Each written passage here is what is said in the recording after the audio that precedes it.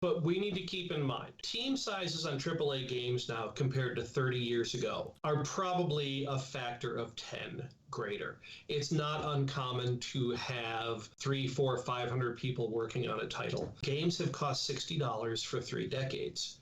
And at $60 right now, you're paying less than 50% of what that game is worth if you take the inflation from 1995 through now. $60 in 1995 is close to $135 to $140 right now. Games have beat inflation for 3 decades.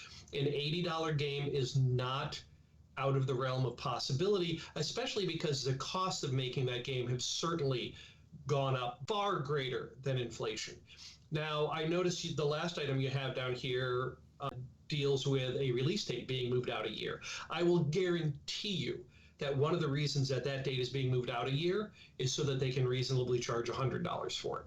Well, we said that was going to happen back before. It's not that I'm sure the creatives are happy that they get time to polish it and other things, but it's not like Rockstar missed the boat by 12 months in a release date. They're waiting for a market change. And they have the money to sit on a reasonably finished product until the market gets to where they want it to be. And it's also worth noting, back in the mid 90s, games routinely cost $70, $80, $90 back then. The Nintendo 64 cartridges were ridiculous. And then now I have Will in chat saying, who cares what Sony did? Nintendo did it last, so they catch the heat. Sony and Microsoft both look up to Daddy Nintendo, so if Nintendo can do it, the other two can feel justified. Here's my answer to that. Nintendo is doing it at the onset of a new generation of hardware. They're not doing it for their current generation of hardware. And in that aspect, it's not even every game. Yes, Super Mario Kart World is going to be $80. How much is Donkey Kong Bonanza? $70. So it's not a guarantee that every game is going to be that $80 mark. And I also have been saying what Jeff said.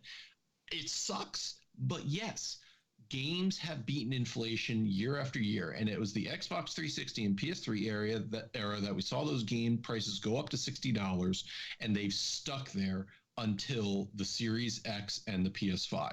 So Nintendo's out here just going on saying, listen, for high quality games, just like they did with Tears of the Kingdom, saying, hey, Tears of the Kingdom is going to be our first $70 game, but we're not going to do that for every game.